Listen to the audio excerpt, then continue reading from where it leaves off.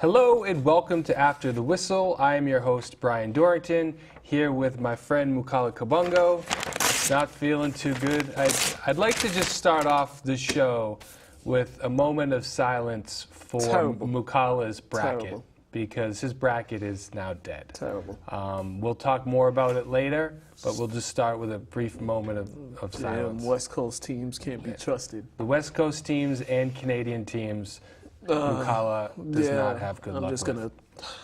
Go ahead. Before we go there, let's talk the new highest paid player in NFL history, Kirk Cousins to the Minnesota Vikings. What's your take? Last week when we got off air, everything happened right away. Yeah, right after we got done. So 3 years, $84 million, all guaranteed. All guaranteed. That's one of the brightest things Kirk Cousins has done in his career, is getting that all fully guaranteed and signing a short deal. Because you see a lot of players get 5 years, 6 years, 7-year deals, and they don't make it to the fourth year. By the fourth year, the teams ask them to take a pay cut, or if they don't, they release him. So for him to sign a 3-year deal, $84 million, all guaranteed, that was a big move. Now, does he improve the Vikings to a Super Bowl contender? I don't think so, because I don't have faith in Kirk Cousins at all. I think he's, I put him in the Matt Stafford category. He's a guy that could pad the stats. He'll throw for all these numbers, but when it comes to the big games, big moments, playoff times, I don't think he's the guy. Well, he really hasn't had an opportunity for those big moments. We've never seen him in a moment like that. So, and he's going to be playing against Stafford. He's going to be in a tough division. He's going to be playing against Aaron Rodgers. Yeah. He's going to be playing against this new Chicago Bears team, which we'll talk a little bit about later. And then, of course, the Packers. So it's a tough division for him to play in. I still think they're the favorites in that division, just because they have a very good defense, a good coach, and they still do have some offensive weapons, and especially when Dalvin Cook, when he comes back, he's going to be another weapon. So I think that he might not be that quarterback that's going to lead you to a championship, but he's in a situation where he's surrounded by players and a coach where he just needs to not stink. Yeah, pretty much. And I think the coach, he does a good job of not asking his quarterbacks to do more than they can handle. When he had Teddy Bridgewater before he got hurt, he was playing solid for him. He's playing well. They had Adrian Peterson back then, so Adrian Peterson was kind of more of the offense focused on him, getting him the ball. But Teddy Bridgewater, he was able to, have some success in that offense. Then the injury happened. But for Kirk Cousins, I think it's going to be more the same. He won't be throwing the ball as much as he did in Washington, but I still don't think he's going to get the ball. What do you think the lasting impact of this is on quarterbacks in the future and how much money they're going to receive? Because you got Aaron Rodgers coming up next year. Yeah. Who else is due? Is it Stafford's due? Stafford got signed. Or is it Matt Ryan? Whatever. There's a few big quarterbacks coming up in the next few years. It's going to come to where most of your cap is with these quarterbacks. Just look at the about $84 million guaranteed. The NFL is quarterback hungry. Teams are always hungry for a franchise quarterback. Quarterbacks get all the love in the NFL. They're always getting the MVP awards. So teams are always going to be looking for that quarterback. But now you're going to see a lot more players. Every position going to be taking a lot shorter deals now, just to get this money. Because he's not even a top 10 talent as far as quarterback. No, he's not. He's not even a top 10 talent. Yeah. So, hey, this just set a new bar. Set a new bar for the quarterback market. Another quarterback, a former Viking, Case Keenum. He went to the Broncos. I think that was a solid pickup for the Broncos. I think he had a better QBR than Cousins last year. Yeah. He did. And he doesn't turn the ball over that much. Nope. And one problem that Denver has had is with the quarterbacks. Besides Peyton Manning. Well, since he retired, even Peyton Manning's last year, it wasn't. He couldn't throw the ball. No, that was his injury. He shouldn't have even been playing. He should have retired after he won the Super Bowl. That defense was the one that really led them to that Super Bowl. Peyton Manning was just there just to not mess it up and not turn the ball over. So I think Case Keenum is definitely a good fit. They still have a solid defense. They have a top 10 draft pick, I believe. Yeah, They have a top 10 draft pick. They're drafting, I think, 4th or 5th overall. Yeah, so fifth overall. Yeah, so they could get a solid player in that, unless they're going to go quarterback. That's one of the questions I was going to ask. You think they're still going to go quarterback, or do you think that they trust Case Keenum and Paxton Lynch? I think they'll trust Case Keenum enough for them to get a position player. See, I don't think so. Where this deal was only for 2 years, I think that they're going to do sort of what they did with bringing in Chicago. They had Mike Glennon come in, and then they had Mitch Trubisky in the wait. Kansas City, they had Alex Smith. They had Mahomes in the wait. Mahomes could have easily taken over if Alex Smith started to crumble. Yeah. Unfortunately, he didn't. The opposite happened in the Bears. He didn't play the last game of the season, so they threw him in there. Sure, they just threw him in there, and then in Chicago, Glennon was terrible, and you saw Trubisky end up taking over. I think it's going to be a situation like that where they're still going to draft a quarterback in the first round with the high draft pick, with knowing that they're going into the season with a solid starter, and if the starter ends up stinking or doesn't live up to it, you can throw this guy in. But there's no pressure on the rookie quarterback now. That's true, but I think they might go with maybe a defensive player because Aqib Talib is gone, and they might need another cornerback, and there's plenty in this draft. There are a lot of cornerbacks. Yeah, and if they want to wait to the second round to get a quarterback, I mean, they could get your guy Mason Rudolph. They could. He'll probably still be available. Well, he might be there at the end of the first, but he might. Yeah, I think he'll still be there. But for this team as a whole, I think this was a major upgrade from what they had last year. Of course. Last year, Simeon is just a... Simeon, then they brought it back in, Brock Osweiler. I don't know why. And who's the other guy? Paxton Lynch. Who's still young. Yeah, but if you just see Paxton Lynch, you're like, this guy's not an NFL quarterback. He looks like an NFL quarterback size-wise, but you see him in games now. Yeah, so John Elway, maybe he should just stop drafting. He should leave that duty to somebody else because yeah, he hasn't had the best luck drafting, that's for sure. But he did a good job of getting Peyton Manning there. So he has bad luck drafting on offense. Defensively, he's drafted some players on defense that have been major contributors in Pro Bowls, like Bradley Roby and Von Miller and what's his name, T.J. Ward. But I think they trade him. Yeah, T.J. Ward's gone. Yeah, but he was a good player for them when he was on that team. So he has defensively he can draft defensive players, but offensively, I don't know. So let's switch to one of the defensive big free agent signings. Richard Sherman. He went to the arch nemesis. He went to the arch nemesis, and he negotiated his own contract. Yeah, he got like a $5 million signing bonus. Whatever it is, it's for. I mean, I tried to read it. There are so many different ways that he can make the money. I've seen some numbers say it's $39 million, some say 27, some say 21. Whatever it is, it's incredibly incentive based. Okay. So he's betting on himself here. And he negotiated it himself. This is going to be tough for him. I hope he has a great season because he has to, or he's not going to make any money. You're coming off an injury that that this injury pretty much it derails everyone's career. A lot of players who has Achilles injuries, they never come back to be the same player. So you definitely took a gamble, but it was another short-term deal, 3-year deal. So I mean, he's going to have. I don't know if he'll prove it, but San Francisco has the surrounding pieces for him to be successful. In the front four, they have solid players on the defensive front, young players too. So I think the pressure that the front four brings is probably going to help him.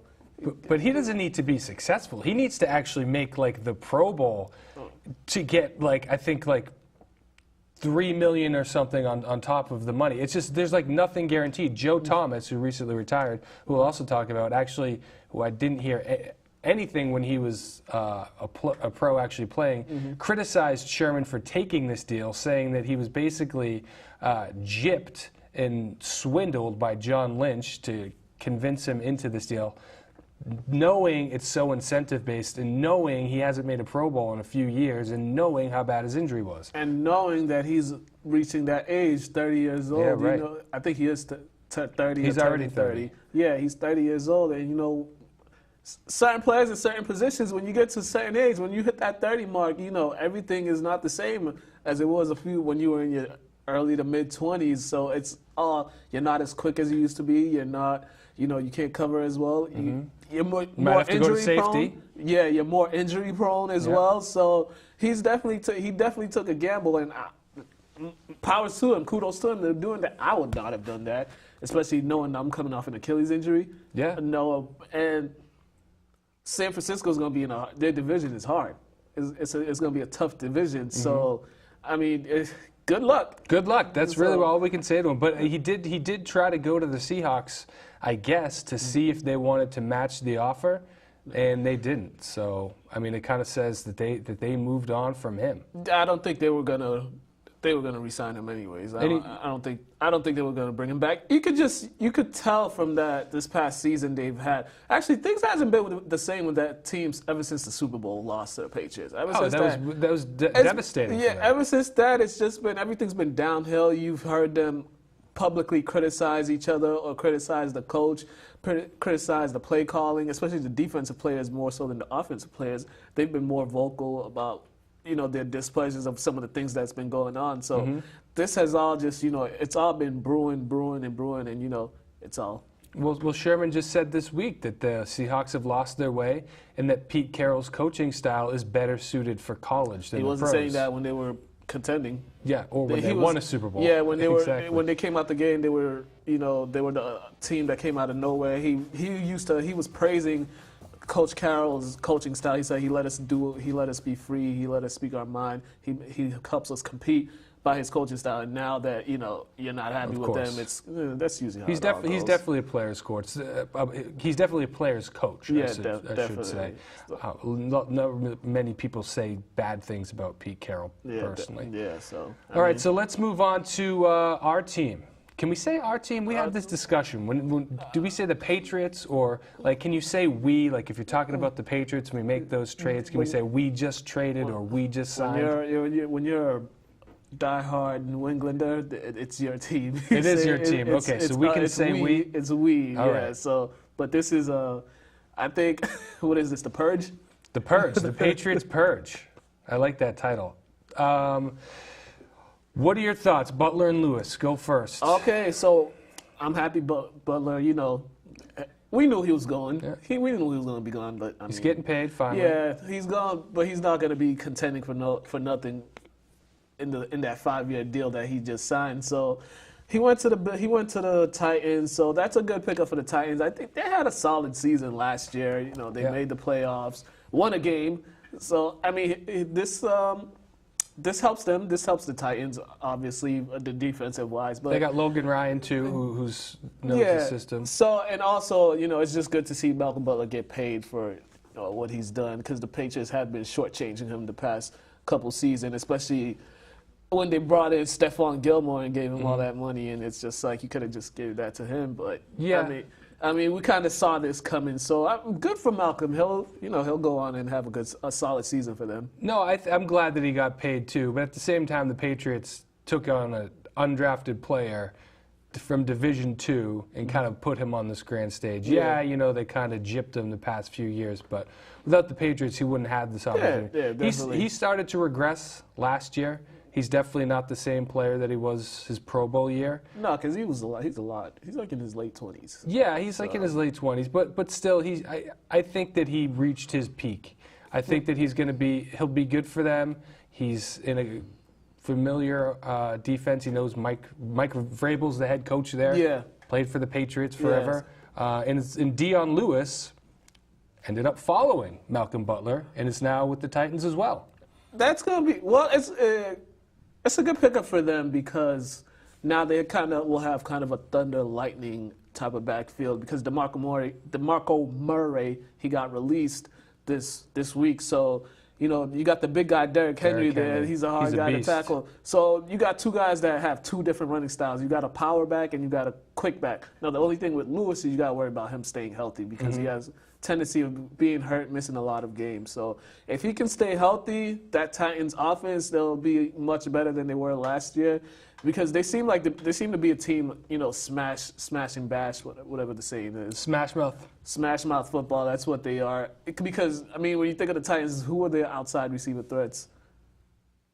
Yeah, exactly. Exactly. Yeah, So right. I mean, you have a decent quarterback in Mariota. So just run the ball, and maybe they'll draft some receivers in the draft. But there's a few left out there in free agencies, but they're not making that many moves. But it's the Titans. Nobody. And I'm not really missing Dion Lewis. I think that the Titans probably overpaid for a running back. Yeah. Rex Burkhead, we did re-sign. One person we actually re-signed. Yeah. But he does fill that similar role. And James White's still on the team? James White's still on the team as of now, but who knows what's going to happen. I think James White's a solid player. James White's a solid player, so I'm not really missing Dion Lewis. I think maybe we'll draft a late round. But Bill Belichick's been good at rotating a lot of different running backs, featuring different guys each week for their game plan. So I'm not really worried about. That's another thing. Dion If you look Lewis. at this Patriots run the past 18 years, there's always been that running back. They always find some running backs that can do it all. Whether it's from the Danny Woodhead. Woodhead. Kevin Falk. So there's always those type of players around. But so Tom Brady, there's one person I am missing, and this is the biggest hit the Patriots have taken and most likely will take all off season, and that is losing Nate Solder. Yeah, that's a tough one right there because there was points in the season Brady was on his behind a lot. And that was with Solder in there. So now you just let go probably their best offensive lineman. Oh, clearly their best offense. A top 10 tackle, top 5 tackle maybe in the NFL. Yeah, so now you have to be on the verge of looking for a new tackle. Also revamping that offensive line. So it's gonna be not just a new tackle, a new left tackle. For a right-handed quarterback, the blind side. Arguably one of the most important positions on offense. So, where do they go from here? But, I mean, it's a good thing the Giants picked him up because the way Eli Manning was tossed around last year. The Giants need him, Yeah, the Giants needed an offensive line. Well, the Giants needed a lot of things, but protecting the quarterback was one of their key things, especially when you have an older quarterback. So that was a nice, solid pickup for them. But now it's the Patriots. Now we got to see what they do in this free agency market because have they signed anybody yet? Have any big signings or anything? They haven't made no moves. They've been quiet. I mean, this is what happens, though, when you have so much success as a team. Your players look good. When they're well coached, Bill Belichick puts people like Dion Lewis and Malcolm Butler and Danny Amendola, who also is no longer with us. Yeah. Oh, well, he's still alive. I mean, no longer with us as the Patriots. That sounded kind of, he's alive. That just came out that way. Him. So he's still. So that's what happens. When they play good, they look good, and then they go off and they get big contracts. You can't hold on to these guys. Yeah. In the Patriots, they're 25 out of 32 for teams with available cap space. So there's not that much room there for them to wiggle. Yeah. So they always, the Patriots always do this. They're always quiet in free agency, and then they'll make someone without kind of get people's attention again. Yeah, maybe we'll get a Dalius Thomas or maybe Tyrann another Mathieu Coney Ely or something great like that. We got to patiently wait because this is also, what is this, 2 days into the free agency market, so you got to wait it out and see how it goes. So that's but they need to make some move. Especially, I think they need to make a lot of defensive moves because offensively they're always going to be fine. In the NFL, as long as you have a quarterback, you'll be fine offensively. They have to make some defensive moves now. Just real quick, who do you think is going to fill that left tackle spot? Because right now we have Fleming, Cannon, Waddle, and Garcia as the tackles. I mean, I don't know who can fill that left spot. None of those guys. None of them. No. And you got an aging quarterback. I know we got to move on, but that one just hurts me. Yeah, now another guy that left, Danny Amendola, who people seem to be up in arms about him leaving. Are you kidding me? Yeah, I mean Danny Amendola, he was solid for the Patriots in the postseason. Yeah, in the postseason he was very solid. He contributed a lot to the team. But I mean, they find guys like Danny Amendola all the time. Yeah. So No, I'm not worried about Danny Amendola.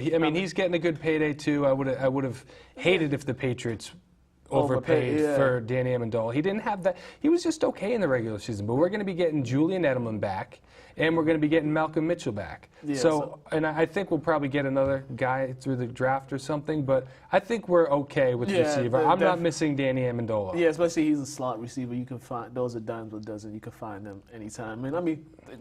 congrats to Danny Amendola for the contract exactly. and everything. Congrats to him, too. He's He going to played get a in 3 payday. Super Bowls here, 1, Yep. 2. You contributed in both Super Bowl wins. So I don't think there's going to be no hard feelings about him leaving because, No. I mean, he gave a lot of effort to the franchise. But this is part of the business. You got to, That's the business. you got to know when to go. And, his time was he knew his time was coming up anyways. But, oh, well.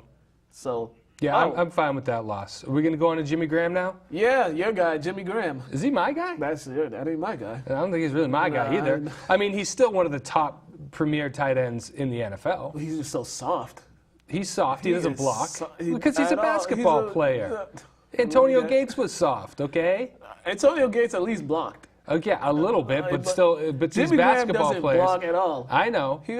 This is the same guy I saw get punked in a playoff game when he was with the Saints by the Seahawks. He got punked by them before the game started, and then when the game started, he got punked some more and didn't do nothing at all on the field. But if you're scoring touchdowns, you're a good tight end in the league. That's what they need you for. They need you in the red zone. They Yeah, need you in the but red zone. luckily for him, he's going to Aaron Rodgers. Yeah, so exactly, right. So he's It could have been worse, but I mean, the Packers are still gonna have problems with blocking. Where you gonna put him? You can't put him on the line to block. You can't. You're just gonna No, flank him out he's there. a big wide receiver. Yeah, That's what he is. Yeah, they signed. I'm not a big Jimmy Graham guy. You need an elite tight end. Aaron Rodgers has never had an elite tight end. He did have. Well, Jermichael Finley could have been elite. Jermichael Finley was not an elite. He had the potential, but Okay. then he got in his own head and just. But now started he's got a getting top 5, top 3, even maybe tight end. Yeah, I think right now, by my standards, I think that's who his main target is going to be. The other 2 guys, Randall Cobb and Devontae Adams, are always hurt. Yeah, but I mean, if they can play, they're dangerous. Devontae Adams on the outside, Randall Cobb on the inside. The only problem, they They're can't looking stay good. on the field. They're looking good. Well, I know. You got to stay on the field. So I don't know. The Packers, every team in their division have made big moves. This is the one move they made, and then they've gotten rid of some key players. Jordy Nelson. Jordy Nelson. They got rid of Morgan Burnett, a solid defensive player. Last year they got rid of Micah Hyde. They lost him into free agency. He went to the Bills. I don't know why he did that. So the Packers kind of been, if I'm Aaron Rodgers, I'm going to be kind of looking at them like. The NFC North is going to be one of the closest divisions. Yeah. By By far, especially with all. I don't know who's going to come out of there. Just the Lions are the Lions. So. Yeah, but they got Matt Patricia now. The Lions are the Lions. Matt Patricia, he's not going to change anything over there. No, he's not going to. Maybe he'll. No, he's not going to change. As long as they have Matthew Stafford, nothing's going to happen. Another player, guy you like, Allen Robinson. I love Allen Robinson. The Bears made him. This was a solid pickup for them. They had 2 solid pickups. Yeah, they also picked up Taylor Gabriel. Taylor Gabriel, who's a speed guy. Yeah, so this was a solid pickup for them, especially when they have a young quarterback, Mitchell Trubisky, who got picked over Deshaun Watson. That's another story we could have for another day, because I don't know how that happened, but. When you have a young quarterback, you'll be surprised how good a young quarterback will look when you surround him with offensive talent. Just, we could take Jared Goff, for example. Year 1, he looked like he didn't even belong in the NFL. Year 2, he gets an offensive-minded coach. He gets some offensive players around him, and the guy had a breakout season. So some people mentioning MVP. I thought that was a little out there, but I heard it. I did hear it. Yeah, I heard it too. But this was... That just shows you the season that he had under a new coach and when you're actually focused on offense. So the Bears, this was a solid pick. Yeah, they needed to give him some weapons. Yeah. And they have Cohen? Forget his first name, but they got a great back. Mitch Trubisky, he's an athletic quarterback. He had nobody to throw to last year. They still have Kevin White on the roster. number 7 pick who seemed to not be able to get on the field. Yeah, I know, but if he's healthy, he can play. It hasn't. But this looks like a good wide receiver core. Allen Robinson, he had 14 touchdowns in 2015. He made the Pro Bowl. Yeah. He was injured last year. 14 touchdowns in making the Pro Bowl with Blake Bortles as your quarterback. That's telling you something. Yeah, and he had a 90-yard touchdown, so the guy can fly. He can fly. Him and Hearns were a threat, both of them. You had 2 guys. You couldn't. If you put 1-on-1, it's going to be, pick your poison. Because he's a big body, too. Yeah, you couldn't 6'3". So this is things are looking good for the Bears now. Maybe maybe if they step up a little bit to step up their defense, make some plays, maybe they could make some noise next year because we all know there's always that one team that comes out of nowhere. Maybe it could be them. So I think it's going to depend on if Trubisky lives up to was he second overall?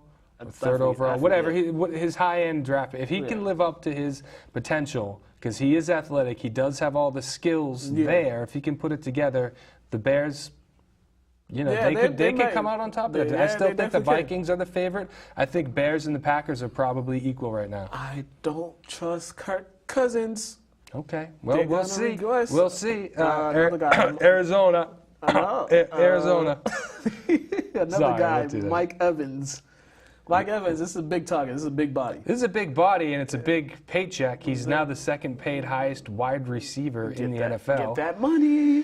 He regressed a little bit last year. I kind of can blame it on the quarterback. You can blame it on the quarterback, but he did regress. He didn't make the Pro Bowl. He still has 1,000 yards in each of his first 4 seasons, which I think ties a record with Randy Moss. Somebody else did, I think. I can't think of A.J. Green. I think it's A.J. Green. A.J. Green. That sounds about right. I mean, he's a great wide receiver. Is he worthy of the second highest paid? I mean, who knows? I mean, who knows what happens when A.J. Green's going to be up for these markets, how these markets work. Once one guy gets paid, then another receiver who thinks he should be the highest paid gets paid exactly. the highest. Odell Beckham Jr. He says he said he wants to be the highest paid player in the league. Well, did you see the Giants' offense without him last year? Yeah, but I'm not going to say that that's for Odell Beckham because of Odell Beckham Jr. They had a lot of problems. They had no running back, first of all. Yeah, but Odell Beckham made that offense actually explosive. He was that offense, but that's another story for another day. But that is another story for another day. But Mike Evans, this is a solid pickup. I just, Jameis Winston needs to step up. This team came into last season with a lot of hype. They were talking about them possibly making a Super Bowl run. This team had I thought they would be at the top of the NFC, near the top. The talent that they had, offensive, defense. There was a lot of people talking about this team, and they got a good coach. Dirk Cutter. Yeah, just never happened. Dirk Cutter is not a. I mean, we could say he's a good coach. I guess. I think he's a pretty solid coach. No. All right. No. Okay. Dirk Cutter is not. All right. Is not a good coach. They ran Lovie Smith out of town to replace him with him, and I mean, at least Lovie Smith had them competing. There were some games these guys didn't even look like they want to be there. So, I mean, Jameis Winston needs to step up. Dirk Cutter, he needs.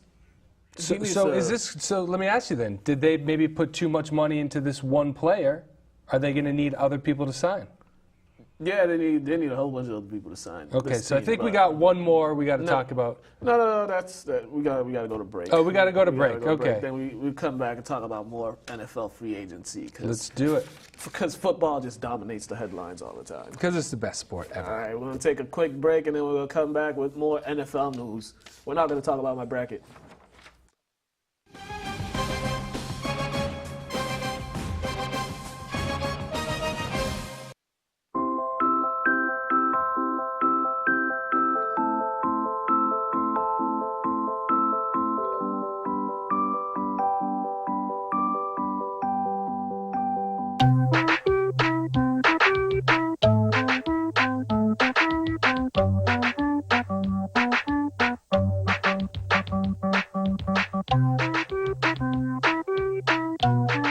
Start a story. Adopt at theshelterpetproject.org.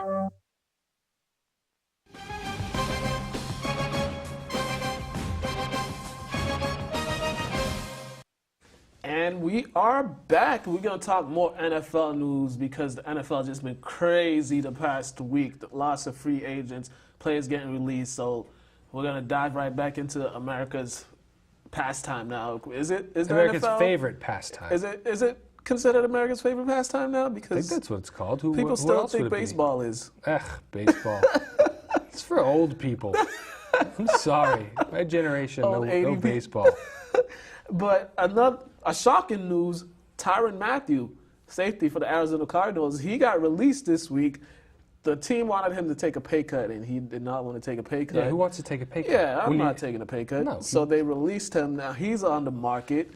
This guy, he had a lot of baggage coming into the NFL, especially what happened when he was at LSU. Well, his biggest baggage was for me watching him at the combine, put up 4 reps of 225 pounds. I could do 10. I could do 10 on a bad day. I can't even do one. My max is 200. My max is 205. Okay, well you're small and you're I'm a $150.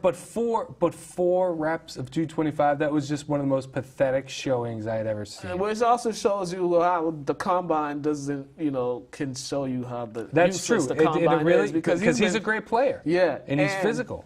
He's physical. You could put him all over the field. You could put him at free safety, strong safety. He could come in the box. He could cover. Yeah. He could tackle. He could make plays on the ball. So the Cardinals had him all over the field whenever he was playing. And every time he was on the field, he had a lasting impact on the field. That one year when they had that extremely great season, I think they were like 13-3, and that was Carson Palmer. I think it was his last year, and with him, they were very solid. Once he got hurt, everything went downhill for them in their defense. It just wasn't the same. And then they went to Carolina, and we all know what happened in that game. But with him on the field, he's a very productive player. And he's played over 1,000 snaps, I think, last year. And he's still young. Yeah. He's 25. Very young. He's in his prime. Yeah. I mean, this was really only a salary cap thing. That's really what it came down to. They didn't want to hold on to him. I think he's the top free agent still available. Where do you think he lands? They're saying he might go home and go to New Orleans, and that wouldn't be a bad pickup for them because they do have 2 young defensive backs there, and if they add him, that would only solidify their Lattimore? second. The Lattimore and the other guy, I forget it. I can't remember names, but yeah. So I think going back to New Orleans would be a solid pickup. Patriots. You guys like versatile players. I don't know if we need. I think we need a cornerback before we need a safety. Put him at cornerback. You can do all that. So there's that, and also the Packers too. The Packers need some defense. I think I did hear that the Packers. They need some defense. They've too. had a few of their troubles has been defensively. They've had bad defense in the past. Well, that and Aaron years. Rodgers breaking his collarbone. Yeah, that too. That can kind of hurt your chances. So I can see him going there, or maybe even this team, the Dallas Cowboys. Maybe they might make a run at him. You know how bad their defense was last year, and they also released Orlando Scandrick the other day, who I don't think was ever a good defensive back. But no, not really. But he's still the top free agent guy out there, in my opinion. Yeah, definitely, and I would sign him. I'd want him on my team. Of course. Yeah, because this guy, he's definitely a playmaker. But what's going to happen with Patrick Peterson now? I think he's getting up there. He's getting up there. I don't know if he wants to stay over there in Arizona because they don't look. It looks like they don't take football seriously. No, Arizona is definitely the weakest team in that division for sure. Yeah, definitely. Now the Cleveland Browns, they've made a splash. They're making some moves. They are making a lot of moves. And I like their moves. I liked it too. I think they're doing with Tyrod Taylor what the Broncos are doing with Case Keenum. Yeah. They're bringing in somebody who can play this year if the quarterback that they draft isn't ready to start on day one. You know Tyrod Taylor, he has proven success. He's a good athlete. He can win you some games. And what offensive players did he have to rely on in Buffalo? Oh, he had Sammy Watkins. Yeah, that was said that in sarcasm. I know exactly. So it was LaShawn McCoy was their offense. Yeah. The past few years. So that's why I think Tyrod Taylor, he's in a good spot, and I think they're still going to draft a quarterback. I mean, they have to draft a quarterback. He's not their long-term solution, but this is just a veteran who can step in if the rookie isn't ready on day one. Yeah, and if with the NFL, you just be surprised how some quarterbacks, how much better they look when they have competent offensive players surrounded with them. So, you put Jarvis Landry, and then you have Chris Coleman, Corey Coleman, I'm sorry, the other big receiver, and also you have Josh Gordon. So those are 3 solid receivers. That is a solid receiving core right there. And Duke Johnson is a very good running back. Yes. As long as he stays healthy. And they also picked up Carlos Hyde. Carlos Hyde is a good backup. He had back-to-back seasons of over 900 yards rushing, so he'll be a good backup for Duke Johnson. And he also. What happened? They don't have Isaiah Crowell anymore? Did I miss that? I have no idea if Isaiah Crowell's still on that team. I think Isaiah Crowell's on the team. He's their number one back. Is he? Yeah, Well, he's their number one back. They got three good backs that's now. three good backs. There's more offense for them. So. Yeah, I think that they're making some great moves there. Yeah, maybe now explains why they kept Hugh Jackson. That could be it. So, I mean, what do you think about them in that division, the Browns? Well, I mean, I'm not ready to put them up with Pittsburgh. Mm-hmm. You know, I mean, I think that maybe they can grab a wild card spot or something. I don't know. What I think really hurts them, though, and with this Tyrod Taylor and whatever quarterback they draft is, they just lost one of the best tackles of all time. Joe Thomas. Yeah, and it's kind of sad, too. The guy, I don't know how he stuck around for all those horribles. I know. I would have loved to see him play for a winning team. Yeah, but, I mean, when you're abysmal, I guess more power to him for sticking around there, because I would have left after a few times. I would have left. I'm like, no, I can't do this. Yeah, you know, and he's only 33. That's old, but linemen do play into their older years, you know. It was the head thing. Hopefully the Patriots can talk him out of his retirement. Maybe he can fill in a little bit for Solder. Maybe. We'll see. But, you know, the Browns, solid move. Now there's been some other notable free agents that's been, you know, that's kind of floating out there. So we're going to talk about a few. And Ndamukong Suh was released by the Dolphins. I don't want him on. I wouldn't want him on my team. You don't like his dirtiness? I don't like his dirtiness. I don't like his attitude. I don't think he's worth the hassle. He's a loose cannon. Yeah, he's a great player. He's a great player, but I wouldn't want him on my team. Player. Somebody's going to want him. I think the guy. Somebody will want him. The guy demands a lot of double team, even at his age of 31, with all these years in the league. I mean, I don't know why. He only went to the Dolphins for all that money the Dolphins offered him. Because if he cared about winning, he probably would have signed with a football organization that actually, you know, cared about winning. I mean, he went to Miami. One, it's Miami. I think he liked the weather. It's Miami. Yeah. Likes the beaches, pina coladas. And the money, you know, no state taxes in Florida. That's true. And all that. That's why a lot of players go down there. But I think that's a player that's on there. Another one, the Jacksonville Jaguars, they've signed some solid players. Is that excitement in your voice? Talking about the Jacksonville Jaguars? It is shocking. They signed an offensive lineman, Andrew Norwell. He was first team All-Pro with the Carolina Panthers, and he was integral in helping the Panthers finish 4th, 10th, and 2nd in rushing the past couple seasons. Ooh, okay, those are good facts. So they have Leonard Fournette. They don't want Blake Bortles throwing the ball that much, so you get another offensive lineman. You know, more rushing for Leonard Fournette and T.J. Yeldon. So I think you're starting to like this Jacksonville team. I'm starting to like what they're doing, and they also got D.J. Hayden, a solid cornerback from Detroit Lions, for their defense. So I think they've made some moves to, you know, kind of elevate themselves. To bolster everything up. Yeah. But you hate Bortles. Do you think I mean, can they get over that? In such a quarterback-driven league, can they deliver him to that next stage to win a Super Bowl? Unless he learns how to get that ball to his number one receiver, Hearns, and get that ball downfield. Well, that's true. I don't know if Hearns is. Do they have a solid number one receiver? Hearns is not a number one receiver. I think he'll step up. He'll step up? I think he'll step up. And there's also some other free agents that are around. Yeah, who else do we got? We have Jordy Nelson. He just got signed. He's signed to the Raiders. He's signed to the Raiders. Sheldon Richardson. He's young, 27, defensive lineman. Maybe the Patriots could look at him because he's a Jets guy.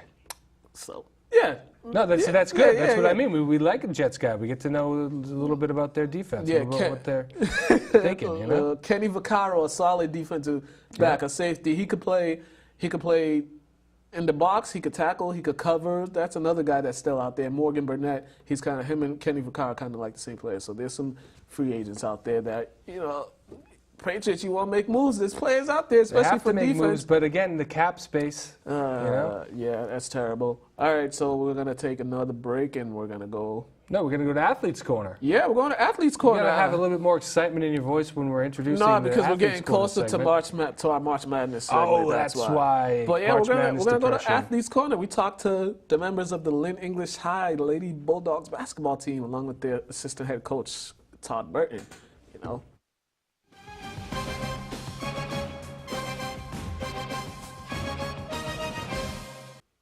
All right, welcome to another edition of Athletes Corner. We was talking about tanning and stuff, and some of us need a little color in our life. So I got the Lynn English women's basketball team here with me. I have assistant coach Todd Burton Jr., I have sophomore Julianna Perry, and I have senior Tommi Hill. What's going on, everybody? Nothing. Just enjoying life. Enjoying life. So you guys just finished up your season, your second season as coaching. Tell me a little bit about what you've learned these past 2 years about the ladies you've been coaching. Just for one, they're great people, and we just had to break them out of some bad habits just because they were around some coaches that I want to say accepted certain things that we just don't accept, and we just have different coaching styles, and they just had to get adjusted to us. We had to get adjusted to them, and just build from that from last year. All right, definitely. And for the ladies, what have you guys learned under Coach Burton and also Coach Charles? I would say our coaches, they show us that we have a second family, and they're very supportive towards us. For you, Tommi? I learned a lot of new things, like being a better person, a leader, just many new things. Now, on the court, what did you guys, you've been playing 2 years on varsity. What have you seen from yourself growing as a player? What have you seen your first 2 years? Coach Burton, he's always on me by my left side, so I've seen, watching film and stuff, I've seen that I need to do that more. Varsity basketball is a different speed. Yeah. You gotta, especially as a point guard, you gotta work on the ball quick. Hey, Tommi, what did you learn? My defense, towards the end of the season, it got, a lot better, so. From my perspective, from the games I saw, the first time I watched you guys play, I was like, my eyes was like. But then I came back a month later. I forget who you guys were playing, but you guys weren't the same team that I saw from the first time. It was like you guys were more aggressive. You guys had a better understanding of the offense, and you guys kind of looked more comfortable and knew what you guys was doing. Can you speak a little about that? Starting with you, Coach. I kind of dazed off a little bit, but one thing I will say though, just coaching the team, we had to teach them how to be basketball players, not just girls that play basketball. And we had to teach them how to work hard and fight through certain things they're not used to fighting through. For you ladies? We learned that we need to play with effort. Effort is the key to every game. If you're on the bench, your energy makes the girls on the court want to play harder than they are playing. Yeah, the first time I saw you play, the first thing that stood out with me was yo, she's mad aggressive. Extremely aggressive. Where does that come from? Because your freshman year, you were coming off the bench, and that first game I won, you came off the bench, you were just aggressive, attacking, playing strong defense, going in the paint. Everybody's bigger than you, but you're still going down there, grabbing some rebounds, or even helping keep the ball alive for your team. Where does that come from? I think our practices, when we're doing the pad drills and the coaches are hitting us with our pads, that helps us. But also wanting our team to go somewhere, wanting to go to the next step and not just staying and taking L's every game. All right. And Tommi, where did you develop your jump shot? Because when people leave you open, you have a tendency of hitting the open shot. So where did you develop that? My dad used to work with me a while ago when I was in middle school. Just work on it. Just keep shooting, honestly. Yeah. So, when you first started varsity, were you as comfortable with your shot as you were your senior year? No. So, I mean, when did you learn? When did you know that you're pretty comfortable with your shot and your shot selection? Sophomore year. Sophomore year.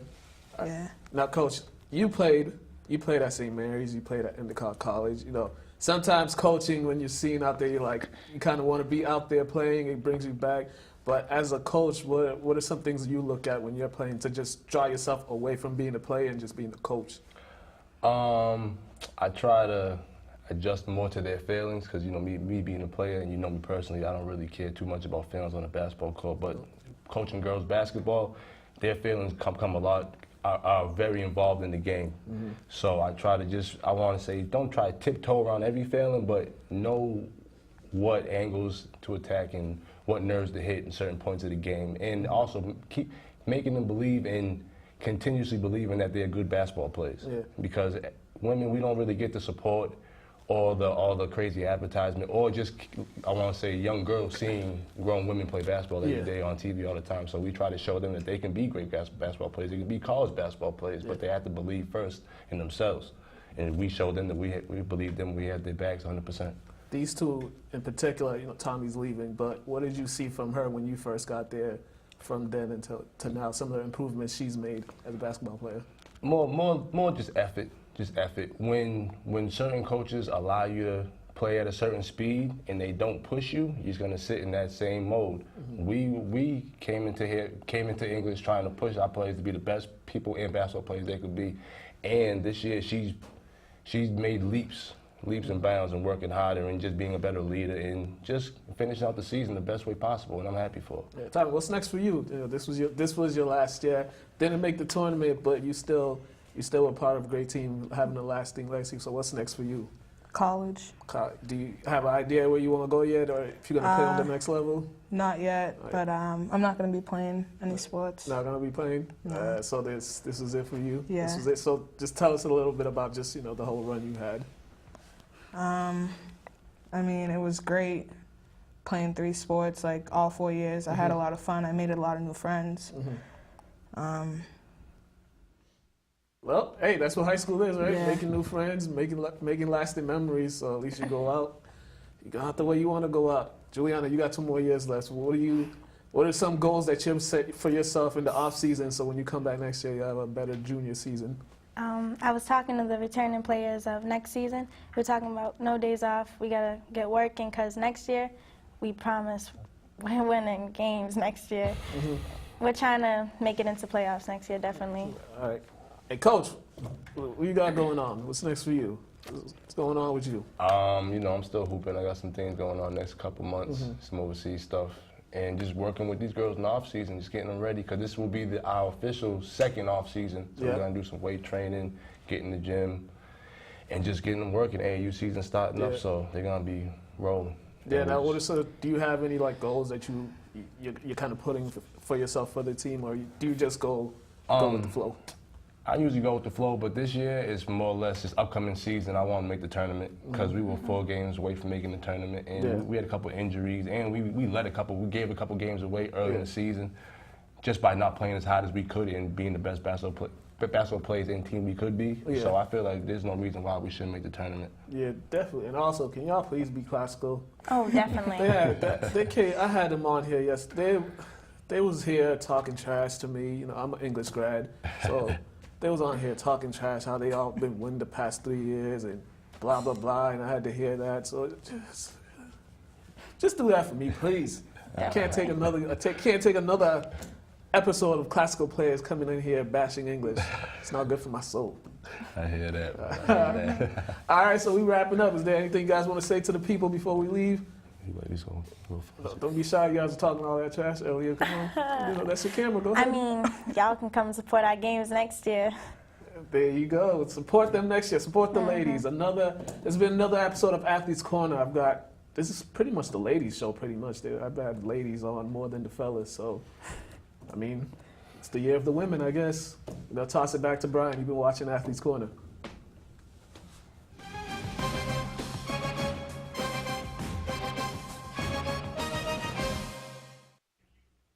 Another great Athletes Corner segment. Well done, Mukala. Again, you're getting really good at those. Yeah, I had to get my alma mater in here.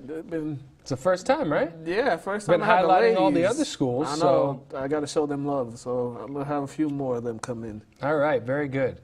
So we're going to move on to the NFL draft. We're going to highlight a few players.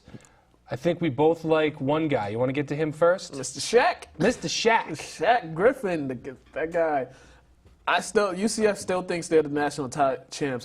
They are the national champs. Yeah. How are they not? Because they were didn't undefeated. play in the national title game. They were undefeated. They don't get no participation trophy. They challenged Alabama. Alabama said no. Oh, please. Anyways, but Shaq Griffin, this guy is going to be a solid player for somebody's team. He can play linebacker, and they've been saying he can play safety as well. So with his speed, I think this guy whoever gets him is getting a solid play, because this guy, despite just having one hand, he I mean, that's the thing. We should start with that. I mean, this guy is a great story. He's got one arm. So you guys are looking that up. That is not an illusion. He really only has one arm.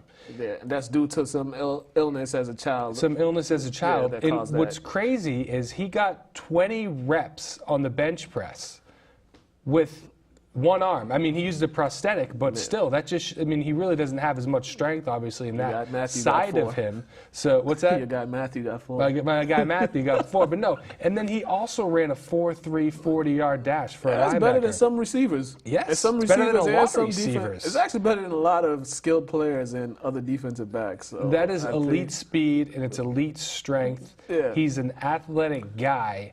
And he might have worked himself up into the first round. Yeah, but do you see him going maybe in the middle of the first round or late in the first round? I think it'll be late first round, early second round. If this guy doesn't go in the first round, it's going to be a lot of people going to be banging their heads on the wall because he's definitely first round. He's a first round talent. He's a first round talent, but again, they look at every little thing, and you don't know how they're going to view having only one arm in terms of tackling. You don't know how they're going to view it. You got to watch him play. You do got to watch. You do have to watch him play. He was making picks. He was I've seen him. I saw him play a few times. So Yeah. I think this guy is a solid one. Another guy that I'm pretty high on is Derwin James from Florida State. You mentioned him before, haven't you? Yeah, this guy he's a big safety, solid, physical, second team AP All-American this past season. And I think this is another guy, you could line him up anywhere. You could line him up as a strong safety. You could put him in the box as a linebacker, put him against, bigger receivers.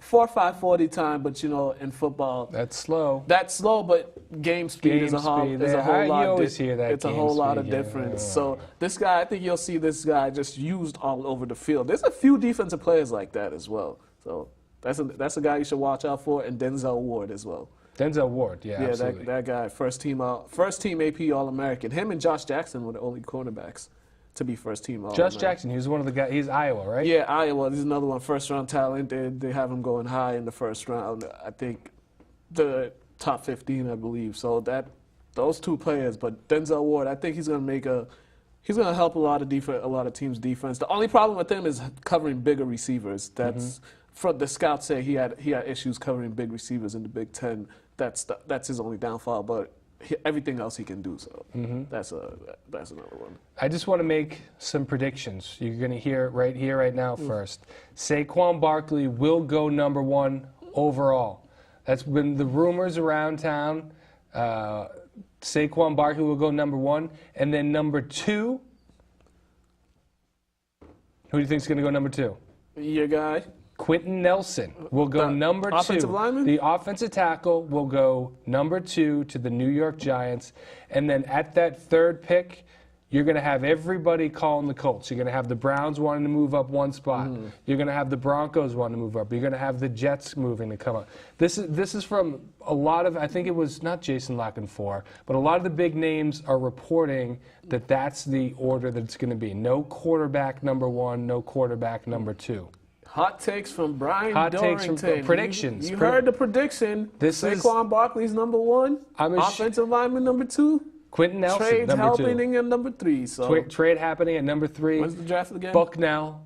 It's just sometimes in April. Bucknell against Michigan State. By the time this airs, we will know if I am a fool or if I am just a prophet who just saw the future and was just Mukala couldn't see it. I saw the forest through the trees, or I just saw a tree and ran into it. We'll see. I think he's been smoking that sage. No, that's not true. I don't know, Brian. You and this Bucknell stuff. All right, I guess it's that time. I love my Bucknell. It's that time. I guess we should talk about. Well, why don't you tell us? Let's talk about our brackets. Let's talk about March Madness. What happened with Arizona? Like, seriously, what happened? So the other day I said mark it down, guarantee it, that Arizona would win the national title. I think that is what you said. They had the best player in the country. I think you said that. And you would think for $100,000 that the best player in the country could at least get you one tournament win, at least to get you in the Sweet 16. But these guys they're behind by somebody from Buffalo, a school named Buffalo. Buffalo. It's close to Canada. From the great state of New York City. New York just destroys Arizona again. It always happens. Did you watch that game? I fell asleep because it was on the late game, but I did watch the first half. The first half, it was a 2-point game at halftime, and then everything just, oh my goodness. Yeah, I think Arizona was like 1 for whatever from 3-point. And I woke up in the middle of the night, everything. checked my bracket, and I saw Arizona laughed, and I saw Arizona lost, and I just laughed half asleep at Mukala, knowing that they were his number one. But kudos, I should have known better. It was a crushing. They won by 21 points. They got manhandled. Manhandled. They had the size of it. They couldn't handle Buffalo's guards at all. I mean, other than that, there were no real upsets. Loyola, Chicago. Miami made another. But was anybody really high on Miami? I kind of was, but you picked Miami. Silly me for trusting the Miami team. You should know better. Jeez Louise, make your free throws. They had a chance to make it a bigger lead, and these guys missed the free throws. Oh, and what happened to your other teams? The Bonnies, St. Bonaventure. I guess they didn't pray. Didn't you mark that one down? Yeah, I did too. Because I had Florida on that, and I got Florida going on to the next round too. Yeah, St. Bonaventure didn't pray to whoever they prayed to, because that was terrible. Hey, it was. I'm glad that you participated. You know, we'll give you a participation trophy. There's always next year. Don't worry about it. Nobody's going to make fun of you for the rest of the year about this. I'm not going to hold it over your head, and especially when Bucknell wins today, it's going to be okay. Don't worry, Mukala. Guys, mark that down about this whole Bucknell thing, because next show they're my boys. We're going to open the show. The Bison. That is their name, right? The Bucknell Bison? Yeah, they once had a kid from Peabody, I think. Is that true? I didn't even know that. Like back. It was. We should all be rooting for Bucknell. It was like 10 years ago. So they had a kid when they upset not Syracuse. On the team now? No, not on the team now. When they upset Syracuse years ago, there was a kid from Peabody that was on that team. But March Madness, you have caused me pain and given me gray hair once again. Thank you a lot, University of Arizona. Next time, pay him $500,000 or something. Yeah, the guys on Duke are getting way more than $100,000. We just don't know it yet. Oh, the guys in Kentucky got houses and stuff. They're just hiding it. So I think that's it for the show, Mukala. Why don't you take us out once again? I know it's going to be hard for you. You're a little bit depressed. You guys been watching Athletes Corner. Thank you. No, after the whistle. No, he's all shaken up. I can't even talk right now. So this is after the whistle. We had Athletes Corner like a last segment. Thank you, Arizona, for messing up my bracket. Whatever. Check us out. And his train of thought, apparently. Lynn Community Television, Facebook, Twitter, Lynn Community Television, YouTube channel. Subscribe. www.linntv.org. Go to the website. If you didn't go for the bracket challenge, you just missed your chance to win an Amazon gift card. Yeah, for free. I got a flight to catch later on, man. You guys have a great weekend.